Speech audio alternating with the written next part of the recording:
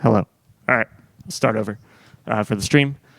Hello, I'm Tyler Fisher. I make a project called SIL, which is a client on top of the Bluesky post lexicon that aggregates the top links in your network. It's a unique client experience that nothing else in the Atmosphere offers right now, and I think we need more unique types of clients, so I'm going to talk about how we can achieve that today. Last year, I moved to Haarlem, a small city in the Netherlands. At the center of the city, we have the Grote Markt, a large public plaza that is overlooked by the Sint-Bavelkerk, the giant church. It's a grand plaza that on the weekends turns into a public square for local vendors, but at any time during the week, it's a lovely place to be. It's quiet, safe, comfortable. You'll also notice in this photo, it's car-free. The Netherlands is famous for its pedestrian and bicycle infrastructure, but it wasn't always this way. The Grote Markt in the 1960s was more of a parking lot and a road and a traffic circle going through it. When visitors visit the Grote Markt today, they tend to think of it as it's always been this way. This is an ancient public square that's been this way since the 1300s, but it's not true. The Grote Markt was transformed as a result of sustained protest and community engagement in Haarlem during the 1960s and 70s to rip out the road, to rip out the parking, and make it a pedestrianized plaza. This got me thinking about how cities transform to places that are designed more for people, and what we can learn from walkable cities about transforming digital spaces. Ultimately, walkable cities are about getting people to walk or take some other form of mobility to their destination instead of driving a car. The American city planner, Jeff Speck, gave a talk in 2013 about building walkable cities. He says that a walk has to offer four things for somebody to walk or take some other form of mobility instead of drive. It has to offer these four things simultaneously. There needs to be a proper reason to walk. The walk has to be safe and feel safe. The walk has to be comfortable, and the walk has to be interesting. I, like many of you, have been thinking about how do we grow the atmosphere. Building the atmosphere is an infrastructural change to the internet on the level of transforming a city from one that is car-centric to one that is person-centric. So in thinking about this problem, I found myself revisiting Speck's theory, but for the atmosphere. There needs to be a proper reason to join the atmosphere. The atmosphere has to be safe and feel safe. The atmosphere has to be comfortable, and the atmosphere has to be interesting. We can break this theory into four parts. Purpose, a proper reason to join the atmosphere. Safety, the atmosphere has to be safe and feel safe. Comfort, the atmosphere has to be comfortable. And interest, the atmosphere has to be interesting. I'd like to propose this four-component framing as a structure for how we think about building atmospheric clients. In this talk, I'm going to walk through each of these four components and what they mean for client design. I'll talk about how I think about them in my own projects and offer some inspiration from elsewhere in the atmosphere that I think do some of these things particularly well, and discuss what opportunities I see for us to further atmospheric clients in these four directions. Let's start with purpose. Speck's original theory describes this as having a proper reason to walk. For this, he means having a destination in mind. For a walkable city, you have to have schools and doctors, restaurants, bars, grocery stores, everything you need within walking distance. We're all here building new apps, new experiences, trying to entice people to join the open social web, but why would they? Often we lead with pitches about data sovereignty, privacy, openness, and while these are critical features, it's why we're all here, they should be a given for atmospheric applications. People need more purpose than that. It's not enough to build the pedestrianized streets of the internet. They have to go somewhere. The inability to convince people to join new social networks is a long-studied problem. Switching costs are real. People won't move unless their network has already moved. We can't solve this problem overnight. What's exciting about ATProto is the opportunities offered by the PDS. There have been over 40 million signups for Bluesky so far, each with their own PDS. Each of those already have an account with your app too. But if you're offering your own experience and your own lexicon separate from the Bluesky experience, this is somewhat cold comfort. 40 million people can sign into your app, but if there is no real content and their people aren't on your lexicons yet, there's not going to be much for them to engage with. So how can we leverage the Bluesky existing network, but offer new experiences that offer new motivations to join the atmosphere? One option is to build clients on top of the existing lexicons, but offer new experiences. And that's what I've done with SIL, my link aggregation client that is built on top of Bluesky and Mastodon. SIL reads your following timeline, finds the most popular links in your network, and offers you a different picture of your feed by rank ordering the most popular links in your network. Its most common use case for people is as a newsreader.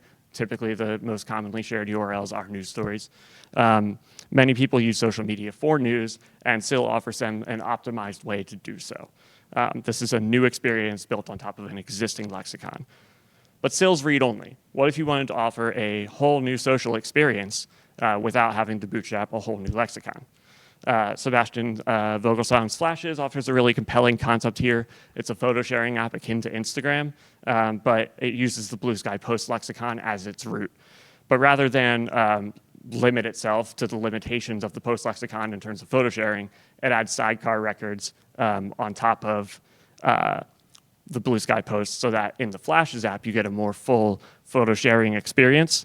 But Bluesky users can still see and interact with those posts. So you're immediately getting the benefit of being on the atmosphere while still offering a new experience.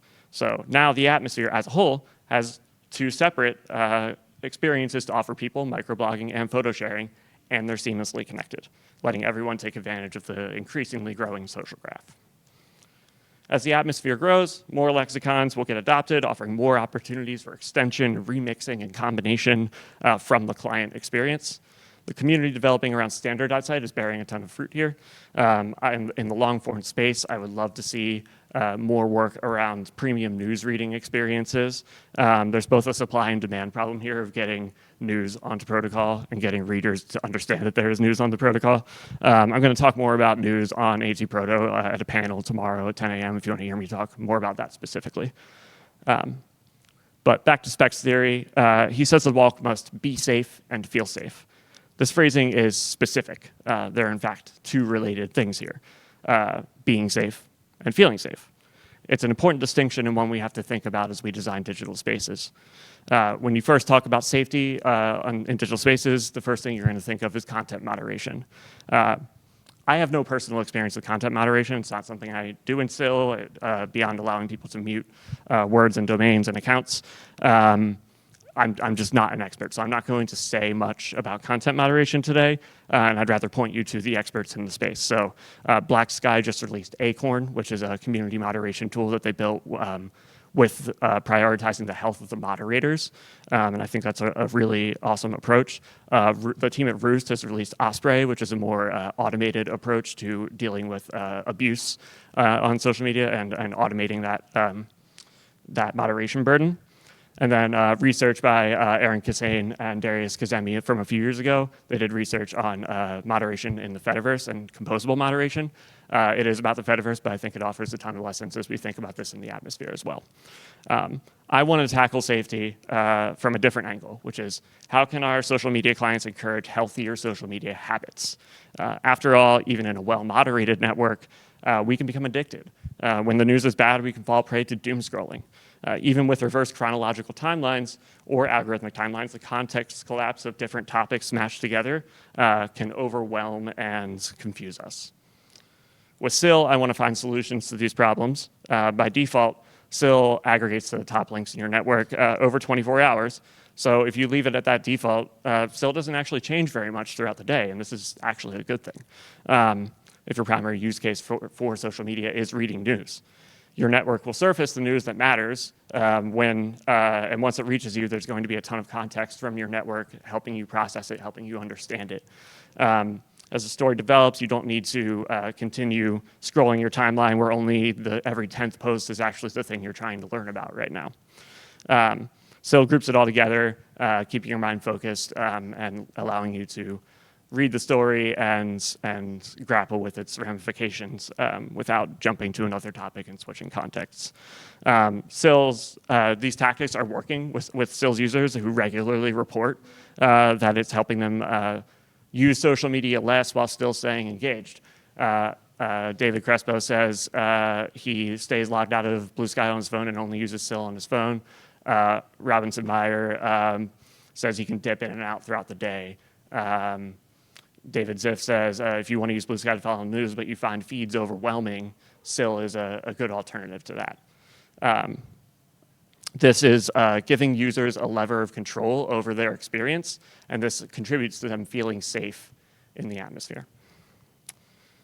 What other modalities can we offer in the atmosphere that offer a more controlled experience over social media? I really love Anasoda, which is turns Bluesky into a card swipe-based experience and layers on like a moth collecting game and all kinds of really neat like artistic approaches to social media. It also has similar motivations to SIL of calm and focus, rather than the real-time drip feed of social media, traditional social media design. It has a stamina meter, so if you swipe too much, it tells you you gotta stop, you're out of stamina. I think it's really brilliant and offers a ton of things to learn. Overall, how else can we help users to leverage the collective intelligence of their networks without forcing them into the same tired designs that we've been using for social media for the last 2 decades? We've spent enough time with both chronological timelines and algorithmic timelines to know the problems well, so it's time to move beyond these and offer new experiences for people that give them control and help them feel safe in the atmosphere. Back to our walkable cities analogy, Spec says the walk has to be comfortable. In the physical space, that can mean quiet roads, accessible crosswalks, well-paved paths. In the digital space, I think about comfort as meeting people where they are. As joining the atmosphere should not require a downgrade to their user experience, and this is a really tall task. We're going to have to stretch ourselves. Many of us, myself included, are believers in the web over native apps, but it's undeniable that users prefer and expect native apps, especially on their phones. With SIL, the #1 question I get when I tell people less online than me about it is, how do I get it in the App Store?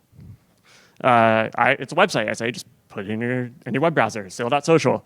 At that point, I lose a lot of people. They might try it once while I'm there in the room with them. If I see them a week later, I ask them how it's going, and they haven't gone back. They don't think about it. They're not in the web browser that way. I show them how you can add it to your home screen. SIL is a progressive web app. But after walking through that menu diving and explaining the differences between progressive web apps and native apps, I've already lost them. They just want to be able to install it from the App Store. So I built an iOS app for SIL that's now in testing. And if you want to get on the test flight, here's a QR code. I hope to build an Android app after I get through the launch process of the iOS app. Over half of SIL's web traffic comes from iOS users, so that's why I started with iOS. And begrudgingly, I actually do now see how a fully native app for SIL offers some real benefits for those users. With deep OS integration, I can offer push notifications. This takes SIL's notification feature that already existed to its natural conclusion, right? Now SIL can tell you, based on parameters you define, SIL can send you a push notification when news is emerging in your network, and it can find you when it happens. Sorry, I lost myself. It can offer widgets, giving you a quick at-a-glance view of the top link in your network without ever having to really even open the app. I can offer a native share target. SIL also does bookmarking. With the native share target, you can bookmark a link from anywhere you experience it within the operating system. It is currently in beta, and you can join the test flight if you would like, and let me know how it goes. I'd love your feedback. For all of big tech's faults and misalignments, they offer a comfortable experience to users. They employ legions of people to focus exclusively on user experience, and they do it on every platform, web, iOS, Android, and more. Many of us in the atmosphere, myself included, are founders or are solo founders or small teams. Somehow we have to deliver on better user experiences for people with far fewer resources. But here's our advantage. For all big tech's resources, to throw at user experience, they often throw them at misaligned ends, misaligned with the interest of the everyday user. If we as a community can stay aligned on centering user needs and furthering the vision that we all have of a better internet, then we can collectively offer a better experience than our competition. I'm inspired by the interoperability story offered by Semble and Margin. Semble is a sense-making tool, letting you collect collections of bookmarks and Bluesky posts and other things around the web, and you can organize them into various collections. You can do that individually. You can do that in a public collection together with people in the atmosphere. Margin is an annotation layer for the web, where letting you add comments and annotations to any web page and save that annotation to your PDS. They're working together so that you can, your bookmarks from either Margin or Semble both work within both tools as you're using them. So that allows Semble to focus on where its innovation is in the shared collections and organizational tools, and Margin can focus on its innovation of being able to annotate anything on the web. But they all work together and they make each other better. And it's not a competitive experience, it's a collaborative experience. We need more shared infrastructure in order to pull things off like this. Depending on your use case, it can be really hard to mix and match lexicons in the atmosphere right now, especially if one of the lexicons you want to use is a Bluesky one. Now you're talking about indexing terabytes of data if you want a full network backfill. I love things like the microcosm set of tools offer a ton of really easy ways for people to jump in and pull different records from throughout the atmosphere. I'd like to see more tools that offer more use cases. Something I'd really love to see is a network-wide app view that's designed for aggregative workloads, by which I mean group bys, the types of fundamentally database queries that SIL is doing, right? Grouping by link, grouping by you group by tangled star. You could find links within leaflet docs, standard site docs. I think it opens up a ton of interesting opportunities for experiences that collect the whole atmosphere and not just focus on one app experience. Our last component, interest, is maybe the most surprising when you think about walkable cities for specs components, but for the atmosphere, I think it's probably the most obvious one, right? We have to build interesting things. We're competing with the whole internet for everybody's time, and we have to win. What sticks out to me when I think about making interesting things on the atmosphere is they have to be interesting immediately. This is a place where I think the client experience can do a lot of work, even if you're not interested in developing new lexicons. But to do it right, it's going to take some coordinated effort. Let's use SIL as an example of what I mean. With SIL, I've been thinking about how to onboard people into the atmosphere if they don't already have a PDS. And I want to point them in the direction of trustworthy news that matches their needs and interests. Today, SIL only really works if you've invested time in building your own network and your following graph so that it is a trusted network of information that you'd like. For the people in this room, that's probably pretty easy to do, but for new users, that's a really tough hurdle to climb. People need help finding people. And while it had some flaws, I think the key parts of growth of Bluesky's 2024 post-election growth was the starter pack. And it was received well enough that the competition copied it. Meta has starter packs and threads. Bluesky's other competitive edge is custom feeds and algorithmic choice. Combining these two things, we can bootstrap a user's network based on their interests rather quickly. This is not live in SIL yet. I haven't started building, but here's how I see a SIL possible onboarding experience working. Users without an Atmosphere account can register with a PDS. SIL doesn't need to run that PDS. I don't want to run a PDS, but I'm open to partnering with anybody who is operating a PDS and thinks something like this would be interesting to host new users. And I'd especially love if it wasn't Bluesky so that we can further the decentralization story of the atmosphere at the same time. After they register with the PDS, they can come back to SIL and tell SIL a bit about what publications they read, what topics they're interested in, and through a combination of starter packs, lists, and custom feeds, I can immediately bootstrap their graph, and then SIL is ready and useful on day one as soon as they finish that process, and they can go over to the Bluesky app or whatever other client, and it's already set up and ready to go. But maybe you see the problem with this idea. It requires maintaining a complex set of feeds, lists, and starter packs. Keeping all those maintained over time as people leave and join the network, it would become my full-time job if I was going to do that alone. I wouldn't be able to work on the app. I would just work on maintaining feeds.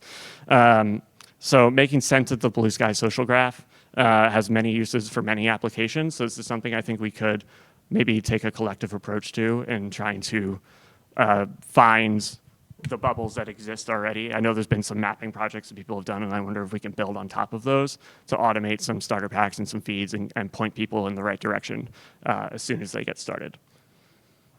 Sports, I think, offer a really unique opportunity here. A lot of Bluesky, my understanding is a lot of Bluesky's post-2024 growth has come from sports. Usage tends to peak around major American sporting events like the World Series and Super Bowl. But sports are also a place where X and other social networks maintain a strong foothold. So how can we use community-driven feeds and starter packs to easily onboard people with the already vibrant sports network that Bluesky has? And how might we use those networks to encourage activity and the atmosphere overall? I can imagine onboarding clients that ask you what's your favorite team, and then just setting up your graph immediately based on your favorite teams and favorite leagues. Transforming the internet from the walled gardens of Web 2.0 to the openness that the atmosphere promises is no smaller an effort than transforming a city from one centered around the car to one centered around the person. Just last week, Paris elected a new mayor after 12 years of socialist mayor Anne Hidalgo. Mayor Hidalgo's reign ushered in a slew of changes. Paris now has a bigger bike network than Amsterdam, thousands of new pedestrianized streets, and a whole new public transit line that came about around the Olympics. While politically controversial at the time, Hidalgo spent 12 years in office making changes that made Paris more walkable. This year, she chose not to run for a third term. So Paris had the opportunity to maybe reset if they didn't like these changes. They elected Emmanuel Gregoire, who was her deputy mayor for 6 years, and fellow member of the Socialist Party. The city was given an opportunity to vote for a similar party program, and they took it. I believe that once people experience the atmosphere and everything it can offer, they're going to choose it again and again and again, but only if we nail the client experience. When you're designing a client experience, you can use just 4 principles to round out the implementation: purpose, safety, comfort, and interest. Thank you.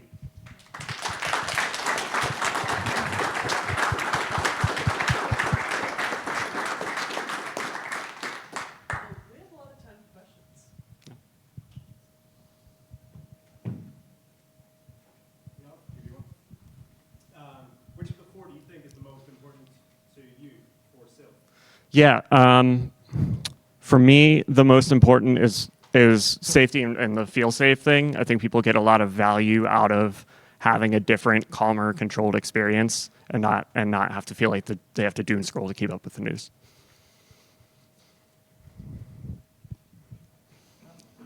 Yeah, so I was interested in your comment about we need to go beyond the feed. Mm-hmm. I feel like a lot of the talks today have really been focused around like the humanistic elements of this technology and understanding users and meeting them where they are and not taking things for granted about that experience. I wonder how you think about balancing trying to push new paradigms onto users with kind of meeting them where they are, understanding their desire. Like obvious algorithm feeds are very popular, Mm-hmm. right? And avoiding being too paternalistic about like, no, I know the better way to do this than Yeah. on the market. Yeah, no, that's a really good point. I loved the, and to rephrase for the stream, to summarize your question, how do we design new experience with that while not being paternalistic about it and just saying, we know better, here's a new design. There was a great session on Thursday about user research that, I don't know if any people in this room were the group that ran it, I don't think so, but it was really excellent and was a reminder to me that we should be basing a lot of our work in user research and understanding user needs directly by talking to them. It was a great opportunity to do it in the room there. As a solo founder, I sometimes find it hard to find the time for that kind of thing. But again, maybe it's another thing we can do collectively to figure out what users really want and need from social experiences. Yeah, I'm building an app called Flex that it's like a client app, and I've similarly been thinking about the sports thing because it's seeing that take off. I'm kind of curious how do you see that happening? Yeah. Labelers, or is there something else? Yeah, he asked about my idea about like a sports onboarding client. My full pitch is basically 3 phases. One is just sort of a sign-up onboarding service that asks you what are your favorite teams, and then this project I thought about building would run some feeds maybe on grades for every team, and I'd maintain like a set of Wikipedia scrapers or something to get roster data and build the feeds off of those keywords. And so it would set up your feeds and set up your, starter packs based on the league that you're interested in. Step two would be to then build actually a full client experience on top of that, specific for sports, right? You could layer in live sports data. You could layer in like highlights, do some, fancy algorithm stuff to find like the big highlight from the game you missed or something like that. And then step three is, going past the live experience, something like fantasy sports on ATProto or something like that. Like what sort of community building things can we do with a specific niche like sports while still staying within the Bluesky universe. Yep. Comment that I'm an atmospheric scientist. I study real atmosphere. Most of my colleagues have moved to Bluesky. I study climate, and most of the climate scientists on Bluesky. Yeah. So I think for the general public, sports may be good, but the whole subgroup of scientists, the network effect. Once the big players move to Bluesky, Yeah. Yeah. The comment was that the scientific community really has moved to Bluesky, and I think that's an excellent example of like, yeah, yeah, totally right. Yeah, different groups have a different reason. Should I move on? How are we on time? We have 3 more minutes. 3 minutes. Any more questions? If not, thank you.